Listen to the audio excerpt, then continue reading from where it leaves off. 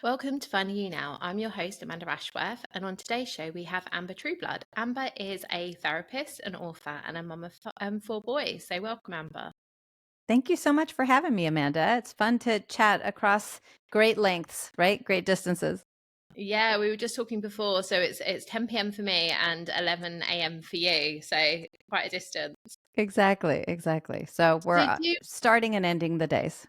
yeah, so do you want to tell me a bit about yourself and your background? Yeah, definitely. I am, like Amanda said, I have four boys. They are 10, 12. I always have to look up and to the right to remember how old everybody is right now. 14 and 15 years old. I'm a licensed therapist. And, I didn't love, for my personality, I didn't love the framework of traditional therapy. So I love learning and getting support from books and from groups. And so that's how I sought out to help others.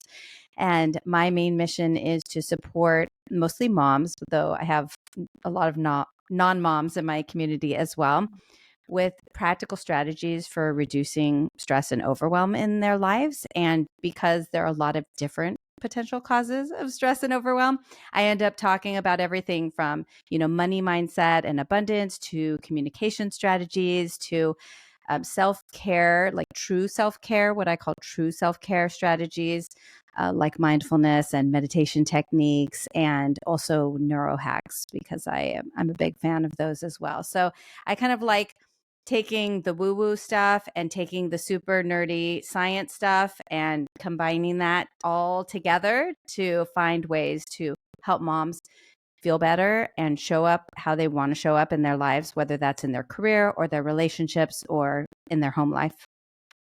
And so, what are the most common things that kind of come up for you with mums of the reasons Well, why they're suffering overwhelm? so here's how I like to define overwhelm. Is I think a lot of people think that it's the amount of items on their to-do list, their amount of responsibilities on their plate, the amount of, the number of children they have, the number of jobs they're taking care of, whether they're taking care of, elderly parents and children, and have a job. There's a lot on people's plates today. And I would like to dispel the myth that it's the number of things on your list, because or I'd like to just offer an alternative way of looking at it. So if you look at how you spend your time, your money, your energy, your attention, and you say, how many of these things are really aligned with what's important to me? And how many of them are not really that important to me? Is 50% of the way I'm spending my time and energy and attention on things that other people are telling me I should be worrying about, or how I should be spending my time and energy? Or is it really, truly important to me? And the more things on your list that are aligned with what's really important to you, the less overwhelmed you're going to feel. Now, you might feel busy. You might feel exhausted at the end of the day, but it's going to be this satisfied exhaustion instead of this what did I even do today? I am exhausted. I can't even think. And I don't even know what I did today. I just showed up and put out fires and attended to everybody else's needs and wants. And Mm. what did I do that was important to me? So I'm just going to take that one step further, and then we can circle back to just overall, anxiety and overwhelm. But one of the very quick fixes I would say is, you don't have to then say, oh my gosh, 90% of the things I do are not aligned. So what do I do then? I can't stop. It's not like anybody else is standing behind me ready to take over. I can't just hand these things off, and half the things I can't really stop doing. People still need to eat and have shoes, and, I still need a paycheck, and, all of these things. So instead, what I would offer, if this is you, if this is resonating with you, if you're feeling stressed and overwhelmed and well, great, what do I do now? Then I would say, what can you add to your list? What one thing can you add to your list, and not even every day, but just once a week, that really feels super aligned and refuels you, and doesn't have to be like a means to an end. So it's not maybe adding to your bottom line of your family financially, right? It's not helping you be healthier or feel more connected to your partner. And it doesn't have to have any requirement like that, except that it makes you feel good and it makes you really happy when you do it. So it could be like making your favorite cup of tea and sitting by yourself and like working on a puzzle, right? And I would argue, please have this be something that is not a distraction or a numbing. So meaning like it's not necessarily taking time to watch your favorite Netflix show. That can also be nice, right? This is something that's going to not be a numbing mechanism or a distracting mechanism. It's something like, I've always wanted to learn guitar. Okay, my neighbor actually does guitar lessons. I'm going to schedule a once a week guitar lesson, not Yeah. because I'm going to become a professional guitarist, but just because it makes me happy and it's something I want to do for myself. Does that make sense? Yeah, absolutely. And it resonates. And one of the things that I find is quite often women can feel overwhelmed, but they don't know how to ask for help and they don't necessarily know how to delegate tasks. And part of that is actually relinquishing some control. Um, Yes. and there is such pressure on us to be the perfect mum. And the amount of conversations that I have was like, well, you're not going to get a medal for kind of doing this kind of Wait a checkbox. second, Amanda. There's no medal? Like, No, please let there be a medal. Imagine. Wouldn't that be yeah, great if there was like an annual event with like awards and like balloons and champagne? But yeah, there's no, not. there's not. And so, whether it is, giving the way you give birth or breastfeeding versus bottle feeding, it doesn't matter at the end of the day. But we put so much pressure on ourselves and societal pressure as well of what Hmm. is that perfect thing that actually then when it comes to delegating, so what if the kids aren't going to eat, Yeah, what you would make them, right, or the ability to actually say, I need a break. I need some time out. I need you to do the school run. right. They're little things, but they can make such a difference. Yeah, we have, yeah, I have a lot of fun communication strategies. One just popped into my head that I talk about that I think your audience might like. And it's called, the finder of all things, right? So, how many of us are the finder of all lost things in the house, right? They Yeah. don't even have to be lost. And I would argue this. So, and maybe you've already talked about this.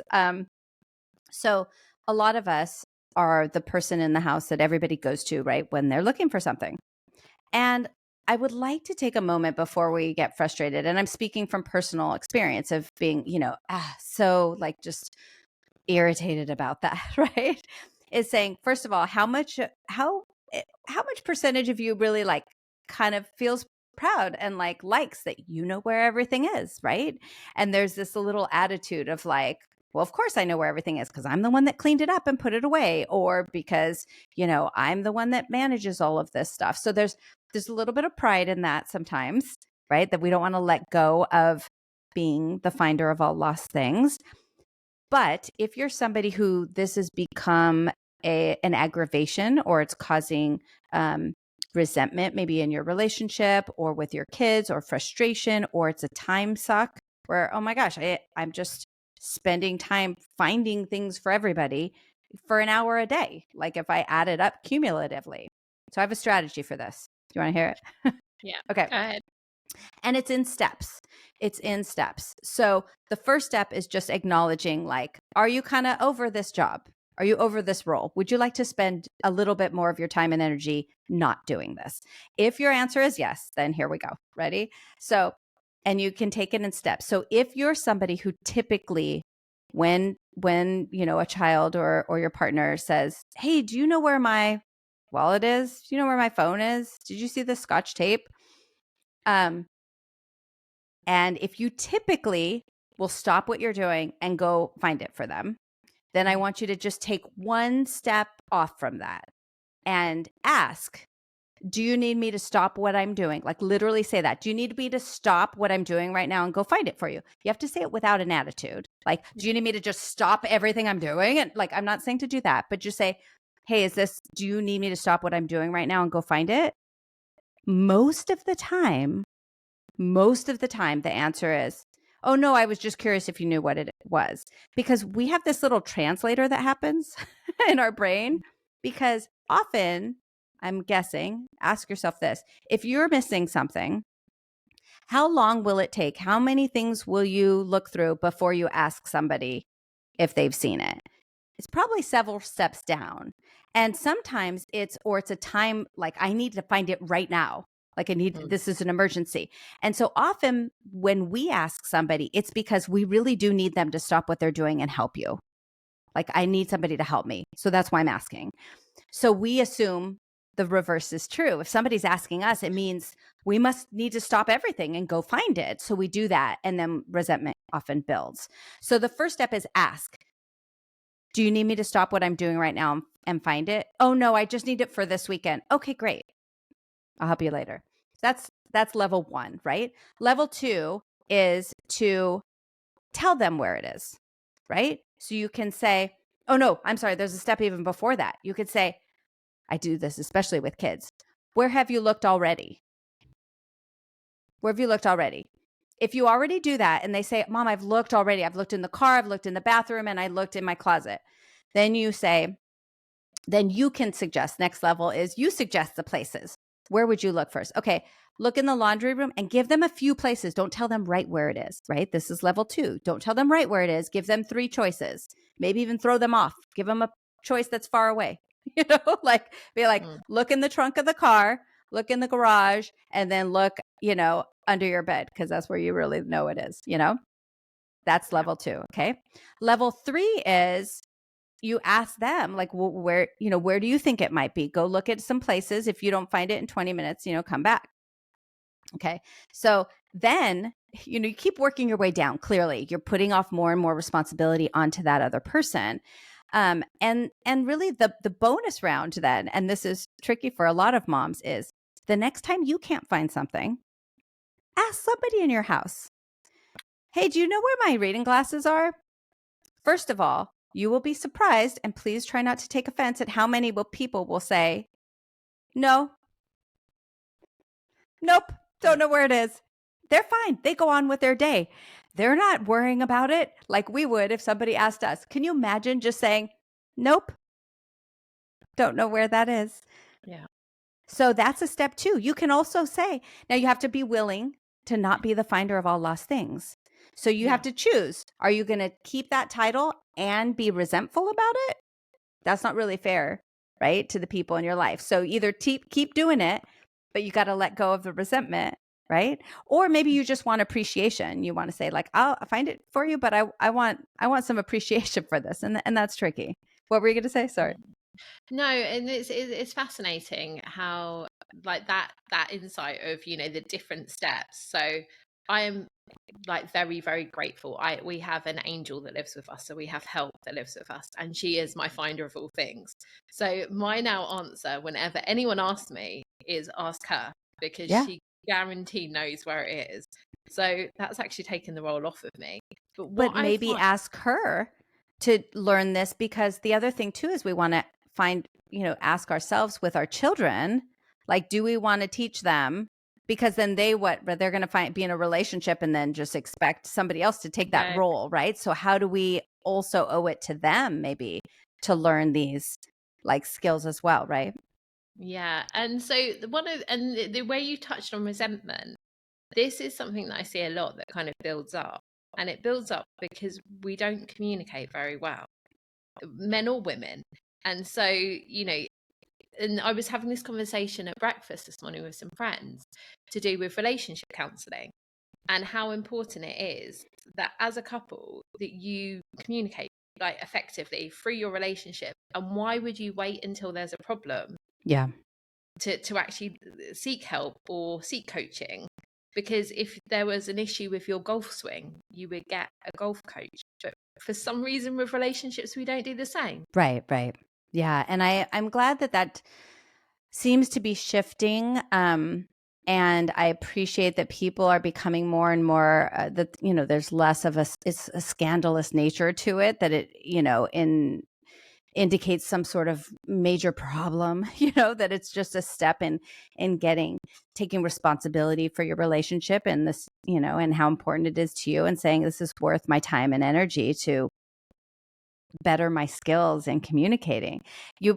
When you said that, it brought up something to me that happens a lot with men and women. And of course, use it for if it applies gender wise in your relationship. But, women tend to be more verbally oriented, right? And be more attuned to the words, the tone of voice. We're listening, and we will continue to show up and do all of the things.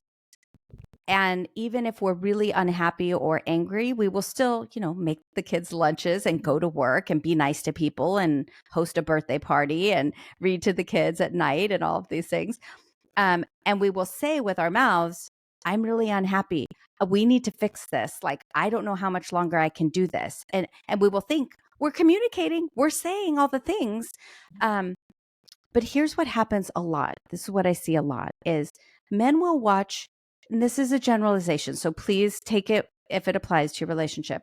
They will tend to watch your actions, right? So if they don't align with your words, just know they will take preference in most part for your actions. So imagine this, if you feel unheard, like, oh my gosh, I've been saying this for years and they're just not getting it. If that's you, ask yourself, if your partner couldn't hear, if they were deaf, hard of hearing completely, and they just watched you, if somebody just watched how you show up, the expressions you make, what you do every day, would they think you were doing fine? Yeah. And if the answer is yes, then what can you do to match your actions to your words more often?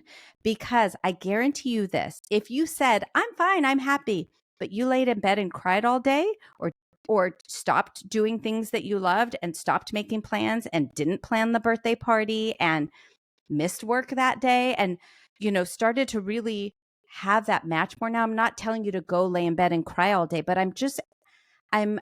I think this helps with the resentment, this baffling, like, I don't get it. Why don't they get it? And it's because if you were doing that and crying in bed all day and said, and your partner said, are you okay, Amanda? And you said, I'm fine. You say, clearly you're not fine. And I'm about to call your sister or your mom or your best friend and say, Amanda's been laying in bed for 2 days and she says she's fine. But clearly, like, you're going to see them panic because Amanda doesn't just lay in bed and cry all day. So what the heck is going on? I'm concerned. And with women, like, I could probably call you and we just met and I could say, hey, I know we just met, but I felt like this connection with you. And I am not okay. And you would be like, talk to me. Like, how can I support you? Like, we would immediately be there and get the intensity of it. We would understand. But with men, you got to just ask yourself, are your actions matching your words? If you're feeling unheard, and what can you do to have it match a little bit more so that they can get the message that you're trying to convey? Yeah. And I think so. I was watching a podcast recently, and I can't remember the lady, and she was talking about how when we go into a relationship, we're not always honest about what our needs are. So we kind of mask those needs to suit somebody else. Yeah. But those needs are always there. But because we've not been honest about them from the start, the chances of them being met are very slim. Right. Which isn't the man's fault, but we're told to, necessarily play hard to get, even if actually we're quite needy and need that comfort. Right. And then we wonder later down the line, why our needs aren't being met, but we've not been necessarily always clear from the start, actually, and how they evolve as well when you have children and what they change to. Exactly. And I would love to say here that, like, and this is what the book that I just wrote is all about, is that, when we have anxiety and overwhelm, it doesn't look the same for all of us, like even just among women, obviously. So the things that trigger your emotional, state or your anxiety or your overwhelm are going to be different than what triggers somebody else. And how anxiety and overwhelm look in, like, what you do when you feel anxious. Like, do throw yourself into your work? Do you start exercising a ton? Do you stop exercising? Do you start eating? Like the symptoms, so to speak, that show up in our lives are going to be different as well. And because of that, it makes it even harder to communicate or for somebody to understand if they're not like that. So in the book, I talk about 5 anxiety styles so that when people can kind of understand, oh, I'm a lover and you're an executive, or I'm a dynamo and you're a visionary, or I'm a fighter and you're a lover. Here's where here's where we're on the same page. Yeah. Here's where we think the same way, or we're, aligned. And here's where we might be coming from very different perspectives. And how can I use that information about myself and about you to like connect and get my needs met and get your needs met Mm. far more easily than us just like you said, like not talking about it, just like hoping we Yeah, figure it out.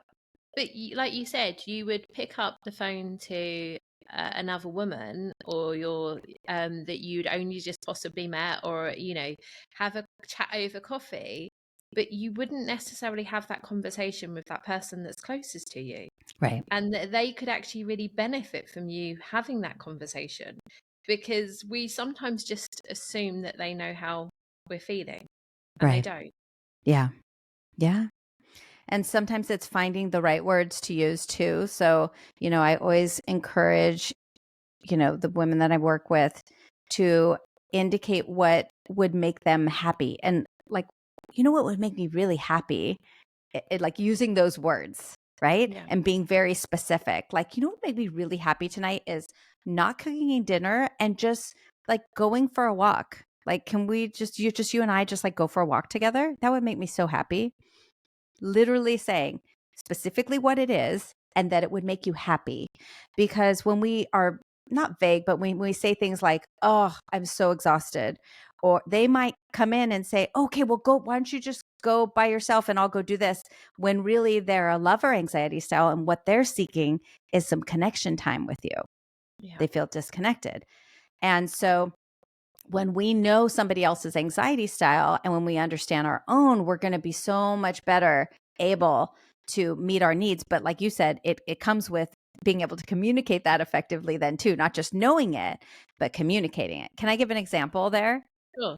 So like, lovers and executives, for instance. So, and there's a quiz, so you can go online and like see which ones you are and get more information about all of them. But, executives are very driven by their need to feel emotionally safe.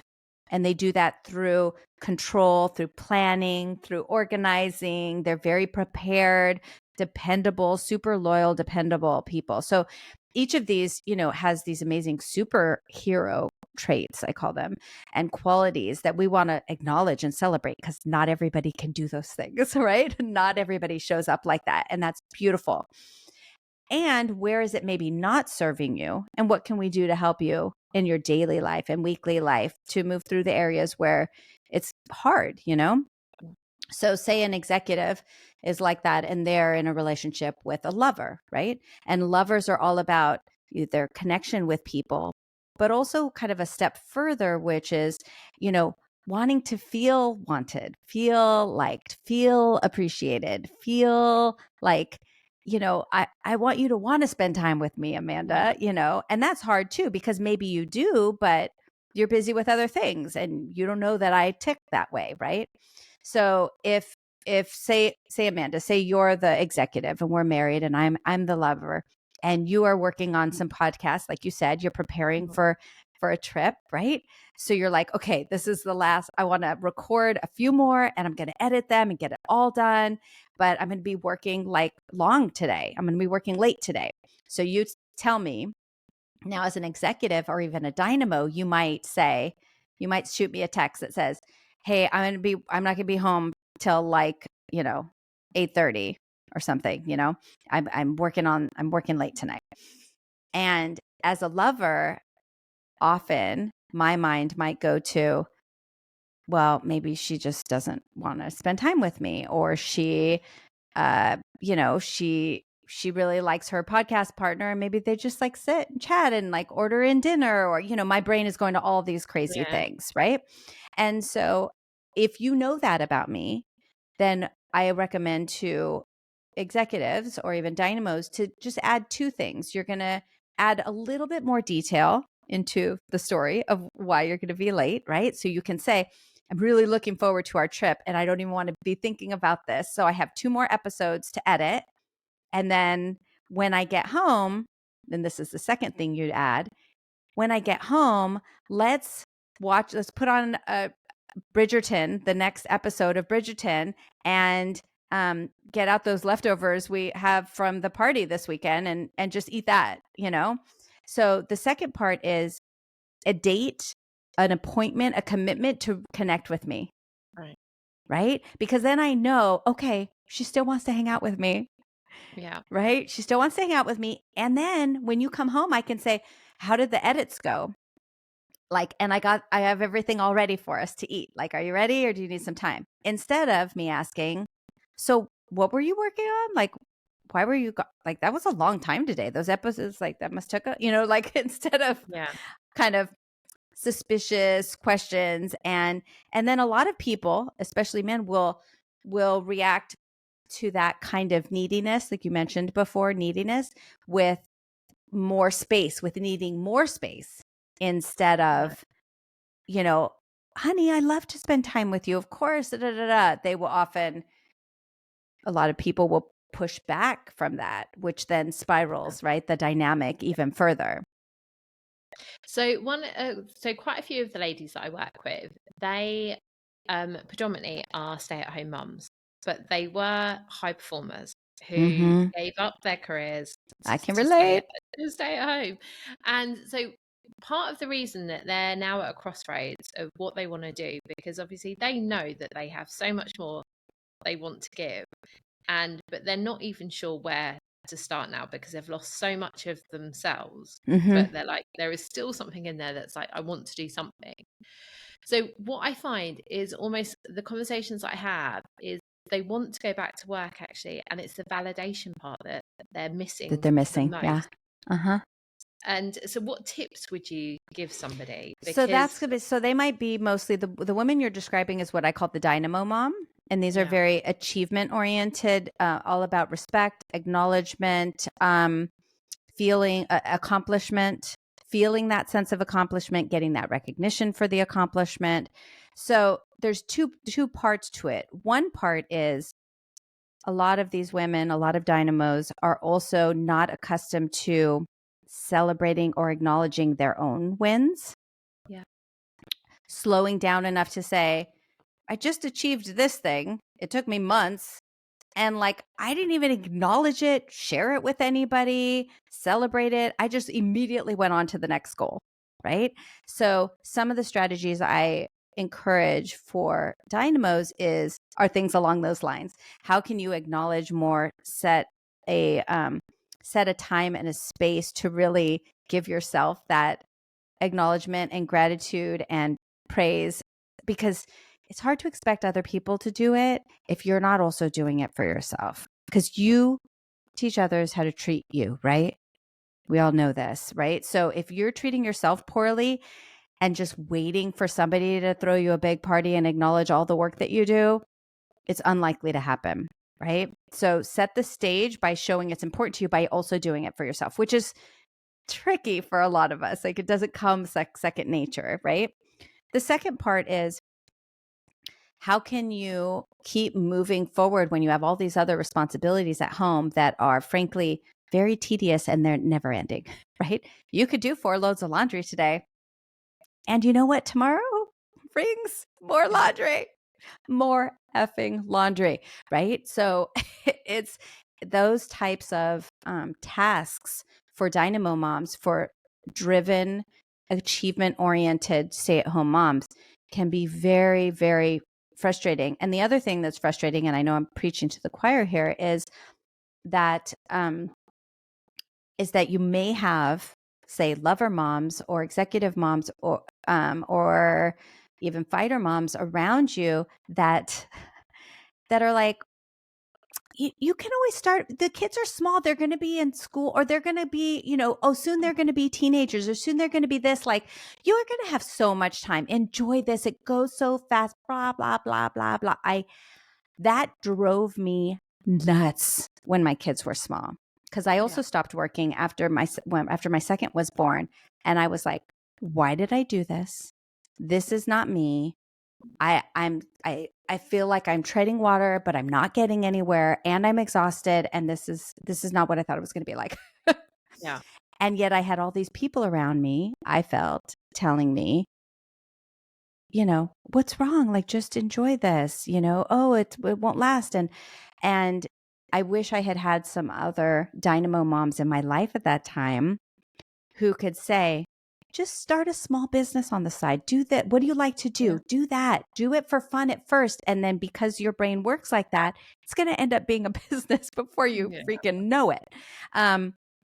Especially if you're doing something that you love, because you're probably going to be really good at it. You're probably going to find the time and energy and space to do it if you love it.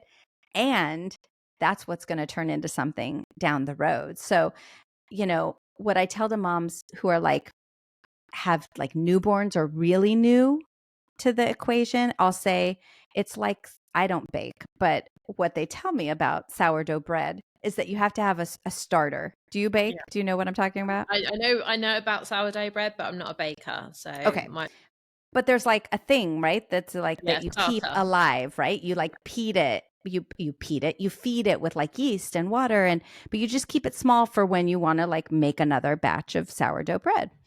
And I think that motherhood is a lot like that. So if you completely toss out the starter, you're screwed. It's really, you have to like borrow a starter from someone. It's a whole thing. But Yeah. if during those years, or say you have a time period in your life where your partner is ill, or you have aging parents where you just really do logistically have so much on your plate, you really don't have the time and space to like start a business or get a part-time job or get a full-time job, right? Um, if that's the case, I encourage you to keep that sourdough starter of yourself, which means, it could be once a week doing something that is really aligned with your talents and your interests. And that's your starter, because that's what you're going to go back to. And that's what's going to birth. And it might look different than you anticipated. It might be like, oh, I thought it was going to be journalism. And it's not journalism anymore, but it is writing, and it's writing copy for other women entrepreneurs. Like, I love it. I love working with them, and I love writing copy for their websites. And now now I know all about Chat GPT, and I know how to write all the prompts for people, and people need that, whatever it is. I'm just making stuff up Yeah. off the top of my head.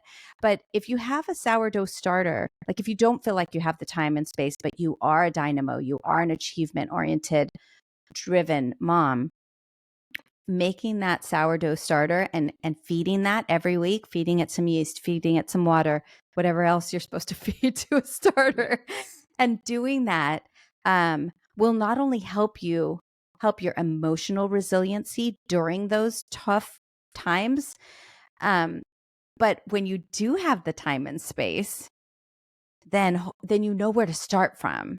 Yeah. Right? Then you're like, oh, I've already been feeding this. And I Yeah. No, already that kind of feeds into that. I'm a big believer that confidence comes from doing. Mhm. And so a lot of people are like, how can I be more confident? And I'm like, well, just actually do that thing that you want to do, and then the Mhm. confidence will follow as you start to do it. You'll get better at it. You'll make mistakes at it. When do you think then we as women kind of stop recognizing our own kind of achievements and receiving those compliments? Well, I would say this, a lot of women are very good at providing that sort of support to others. And so then we wait to be supported back. And unfortunately, in the US, and I'm guessing Australia is similar, the way societies are set up is very isolating for women, and we are more communal creatures. So most of us don't live in tribes or big communal communities with other women that we see like a lot and throughout our day. So I think that we've evolved in that sort of like to respond best emotionally to being around other women and supporting each other. And now the way most families work, it's not like that, at all. And so I would say, finding a tribe of women that you feel aligned with, that serve and support you emotionally. And a lot of us, and I'm a big fan of mantras. Yeah. So I started, and I recommend this for people, and I was probably 45 when I first did this. And it changed everything for me as far as my adult friendships. And I'm not blaming anybody else. It was me. I was showing up in a way that wasn't creating the best opportunity to connect with get what I needed from my friendships. Yeah. And so I started a mantra that said, I'm so grateful that I'm surrounded by women who are, and then I had like 5 qualities that I was looking for, who are witty and fun and adventurous and kind and compassionate. So whatever the 5 things that you are just like craving to have in your life, like Yeah. I want to belly laugh with them. I want them to be creative. I want them to be active, or I want them to be compassionate, or I want them to be feisty. Like whatever the things that, like, if you imagined a group of women that would be like your most favorite people in the world, and also like how you want to feel around them, or Yeah. you say like, I want to be around people and come away feeling like proud and confident and loved and safe and, whatever it is. And I would say that, when I do my mantras, I say them like 4 or 5 times a day. And in the book, I have like implementation, like hacks, tricks to make that easy. Because if it's something you have to force yourself to do, it doesn't really happen. So you want to link it to something that you're already doing 4 or 5 times a day. And, so every time you wash your hands, or every time you drink a cup of coffee, or every time you open your car door, whatever it is, you link it to something, and then it doesn't take long before you're like, oh, I put my seatbelt on. This is when I say my mantra. I put my seatbelt on. This is when I say my mantra. And then you say it. And most of these take, I swear, if you do it consistently, max 3 months. And I don't know if that seems like a long time or a short time, but when it comes to changing the relationships with the people that surround you and drawing to your life, amazing network of humans, I mean, that the benefits are gold. Yeah. And what I began to see, Amanda, was like all of a sudden, like I have a visualization practice called the Goody method. And so it has like 6 different steps, but one of them is about doing something like this. And when you feel like how it would feel to have that in your life, like it's going to be so much more likely to happen. And with the women in our lives, when we feel, oh, I know what I was going to say, acting on intuition. So one of them, the I, is like intuitive impulses. So when you're doing a mantra and then you, in the shower, you're driving and like an idea pops into your head. So that happened with me. I thought this mom from school, who I didn't really know well, she was more of an acquaintance, like she popped into my head, and I thought, oh yeah, we did kind of like, have like a connection, but I didn't really get to know her. You have to act on that. So Yeah. when you're doing a mantra and something comes out of the blue, that's an intuitive impulse. And the sooner you act on it, the more likely it is you're going to get more of those. So like I remember my friend Jules popped into my head, and I thought, well, I don't really know her that well. So I texted her and said, hey, this is Amber. I don't even think we were maybe at the same school anymore. And I just said, oh, do you want to grab a coffee sometime? And she's become in fact, she just hosted one of my book launch talks in Santa Monica a couple weeks ago. And we don't talk every day, but she's in my circle of people that make me feel loved, cared for, supported, and safe. And that's really important to me. And I think many women are also sometimes scared to expand their circle or go outside of their circle. So Mm. I moved to the UAE last year. And so that forced me to move away from all of my friends and establish a whole new kind of, and it's been tough and it's been Hmm. lonely at points, but I think as I've got older, I've become more particular about finding the right people in my life rather than just having people there Right. for the sake of it. But I've met some incredible women, Yay. and different. And I think, again, sometimes when you're in a space and you're growing and you have an old established group of friends, we've got to realize that it's actually really uncomfortable for them. Sometimes we Yeah. make them feel uncomfortable by us growing. And actually, sometimes it's good to get some new friends because they see you for who you are now, not with all the baggage that you have in the past. Yeah. It's so true. It is really true, and that can be tough too. Is letting go. I talk a lot about like, kind of vibes, right? So like, as your vibe is lifting, there are people that are ready and that will lift right along with you, and then the people are just like, that's not their space right now. That's not what they're looking for, and that's okay. Like, there's no judgment, right? But it does mean a little bit of letting go might be in order, or you have to ask yourself, what is it worth? And sometimes it's turning around and saying like, here are the things I really appreciate about this person. Even if you're kind of ready to let go of the friendship, at least the version of the friendship that has been, Mm. right? And so turning around and looking at what you really do still appreciate about that person, and just kind of holding that in your mind, because often we focus on what's not working, right? We focus on like, Yeah. oh, I hate this about go ahead. Yeah, no, and I was having this conversation. So my best friend, she's always going to be my best friend, and it's always going to be very easy, and like we're going to laugh, and we have so many memories together. But at the same time, that's not always the best person for me when I'm going through a stage of growth. Yeah, yeah. But that doesn't mean our friendship changes at all. It just means that at this stage, I'm looking for something different. Right. Right. Exactly. And that's healthy and it's okay. And it Yeah. doesn't mean anything negative necessarily at all. And I do think I see women a lot struggling with that. And, there are things you can do to kind of raise your emotional vibration, so to speak, like very simple things like drinking water, going outside, being barefoot, chewing gum, even like and that's for a whole nother reason I can describe in a moment. But like, there are all kinds of little neuro hacks and nature hacks and physiological hacks that you can do that are very simple. Um, about a year and a half ago, one of my neighbors and I like literally set up like an accountability thing. And every day we would either go for a walk or we'd text each other, like, what are you going to do to raise your vibe today?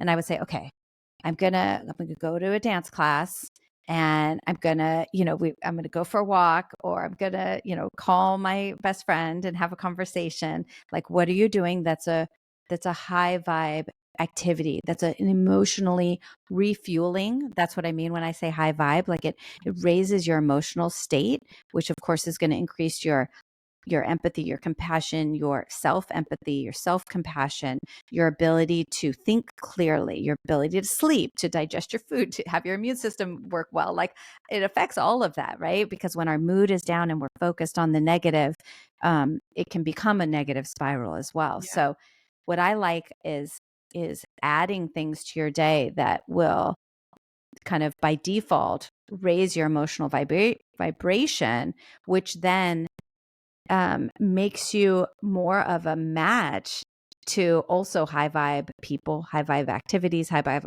uh, opportunities, right? Yeah. And it also just builds your emotional resiliency, so that when the shit hits the fan tomorrow, which things are always going to come up in our life, you're going to be so much better equipped emotionally to deal with it and manage through it. So I'm a big believer in gratitude, and I talk about this a lot, and how much gratitude can change your vibrations, Mm-hmm. and how that when you start just to appreciate the little things, the big things don't seem as bad anymore, and For sure. just making sure that every day that you're finding things, just and the tiniest of things, Yeah. just whether or not it is that conversation you have with a friend, or the coffee you have with your neighbor, or any of those interactions, and or the food that you're eating, and just going, I'm just grateful. Yeah. I mean, I live in a house with 4 boys, right? And so I literally, at least once or twice a week, will say, I'm so grateful for sewer systems, that we have toilets and running water. I mean, it seems silly, but like, I really am. My life would look very, very different if all of a sudden, like, there were no functioning toilets in my house. It's kind of gross, but like, I'm very, very grateful for that. Like our fridge is broken and we have a backup refrigerator that we've been using for a long, long time, but now that's starting to break. And, it's, I'm, if your refrigerator is working, you have toilets working in your house, like that is Yeah. something because, right, it's those things that as soon as they're not working, that Yeah, will change your definitely. life. You drop everything. Yeah, definitely. So you talked earlier in the conversation to do with self-care and Hmm. what it is to kind of true self-care. Yes. How do you think women should be showing up for themselves? Ooh. Well, again, like bringing back to anxiety styles, true self-care is going to be different for different people. So you have to be careful because some people will say, "Oh my gosh, I just found this place. It's this, CrossFit gym. It's amazing. It makes me feel amazing." Da, da, da, da. Now, if part of you is like, "I've kind of always wanted to do that. It sounds really fun." Great, do it. Or if you're like, I used to do that like 2 years ago and I loved it. Why did I stop? Oh, because we went on vacation and then my knee was injured and then I just stopped and then I didn't renew, okay, great. Otherwise, this is great. Somebody's sharing what's working for them. But if your gut is like, I want to feel those results that you're talking about, those feelings, but I don't think it's CrossFit for me. It might be tennis or it might be dance classes. That's what you do. So for me, the way I like to describe true self-care to people is that it's it has lasting results. It's different for everybody. The results are lasting. So like if you go get a pedicure and you come home and the house is more of a mess than our people are fighting and you're like, why did I even go do that? Now I came home and I have even more to deal with. And you're almost more reactive, right? Because you think you should have come home just blissfully at ease and like, oh, I'm so patient with everybody now because I just had. Now, some people might come home from a pedicure feeling that way. Then that means for you, that's true self care, right? Mm. Same thing with could be a walk, could be a hike, could be a call with a girlfriend, could be time alone, could be time with people. Like what refuels you emotionally that's lasting. So, for instance, last week, for me, it's dance classes. That's one of my true self cares. Last week, I got to go to dance class 3 days in a row. Mm. I felt like I was like kind of drugged. Like I just had this, like, I had more energy. I was just like happier, like things, I was more patient with people. Like I could tell the difference and it was lasting. So Yeah. when you have this, anything that you do or any activity that you spend your time on where you have this lasting emotional high, where you have more patience, you have more grace with yourself, with others, you have more energy, that's probably a good self-care item Yeah. for you. And so like even, and I know I keep mentioning the book, but this is what my life has been for the past 3 years was this book. I have activities that are like kind of recommendations, like ideas. And then it's your job to go through and say, nope, nope, no. Oh yeah, this is okay. This is one for me. Nope, nope, nope. Okay, yeah. And then that's your personal list. Like I call it the emergency emotional support plan. And in it, you choose 3 that are 30-second support, in the moment, like or not 30 seconds, sorry, 60-second, 3 that are 10-minute activities and 3 that are like 30-minute activities, a little bit Yeah. longer, so that you say, okay, this is my go-to thing. If I'm feeling low energy, if I'm feeling sad, overwhelmed, disappointed, angry, whatever it is, I can go to this list that I've already created when I was feeling good, not when I'm in the moment. It's harder to sometimes Yeah. think of it, what will help. And then I can go and choose one of those. Okay, can I hop in the shower right now and turn on 3 of my favorite songs, do my playlist? Okay, yeah, I'm going to do that. I'm going to just strip down. I'm going to get in the shower. I'm going to put on my playlist. That's what I'm going to do. 10 minutes. And I think that you mentioned it earlier in the podcast about the way we kind of use distractions and kind of numbing. Mhm. And I've become very aware of that in the last few weeks. Of every time I go to touch my phone, and I'm like, what am I trying to distract myself or numb Yeah, myself from? right. And this is why, like, I committed this year to doing more meditation and breath work. Just because, again, you can change your emotional state, and it doesn't always Right. feel easy, and it doesn't feel easy when you start, but the difference it can have longer term. Yeah. is immense. It's beautiful. Yeah, I love meditation. I would say hands down that's one of the activities that has shifted my life more than anything else. And the cool thing about it is that there's so many different ways you could do it, so many different kinds, so many different types, and I like to like switch things up a lot. So I learn a bunch of different strategies and then try them. Like I also got trained in transcendental meditation. And so, but I don't do it daily anymore. I did for several months and then I switched it up to something else. But this weekend, I had an issue where I woke up at like 4 a.m. one day and I couldn't get back to sleep. And we had family visiting and I thought, "Oh, I don't want to be just dragging all day. What do I do?" So early in the afternoon, I went into my closet, which is where I have like a little meditation area set up, and did a 20-minute transcendental meditation. And it was amazing. Like it made all the difference in the world. So you've spoken about the book. So what's the name of the book? So the name of the book is The Unflustered Mom. Okay. And it's available on Amazon? Yes, No? it's on Amazon. And do you have Indigo books there? I'm trying to think of what is the big No, Australian. so I'm in the UAE, not Australia. So Oh, okay. it would be Amazon. Okay, perfect. And we So have some, like we have Borders and stuff. yeah, So it's on Amazon, it's on Borders, it's on also on Audible. So if you prefer to brilliant. listen to the book, I recorded it on Audible as well. And I also have, speaking of meditation, so if you go to my website, there are free downloads. So if you put in like, oh, I'm a lover mom, and you put in your email address, then I'll send you a guided meditation specifically for your anxiety style and guided mantra practice specific for your anxiety style, and then a bunch of other fun bonuses too that I think Amazing. are helpful. And the website address? It's ambertrueblood.com. Thanks for asking. Okay. I forgot to mention that. It's my name. And which platforms are you on and where can people find you? Yeah, so I'm on Instagram at official Amber Trueblood. And I am on LinkedIn, but I'm just now getting, in fact, you messaged me on LinkedIn and I was like, oh my gosh. Oh yes. Okay. Wait, I have a message. So I'm kind of on LinkedIn under my name, Amber Trueblood. And where else am I? Oh, and then I have a Facebook community called the Unflustered Mom Community.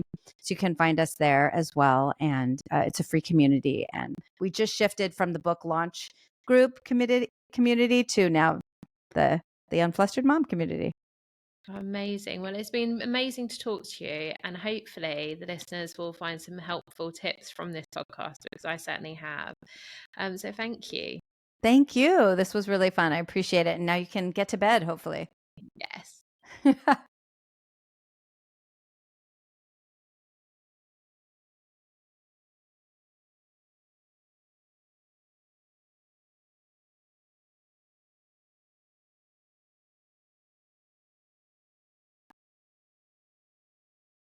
Sorry, that just took me completely out of here.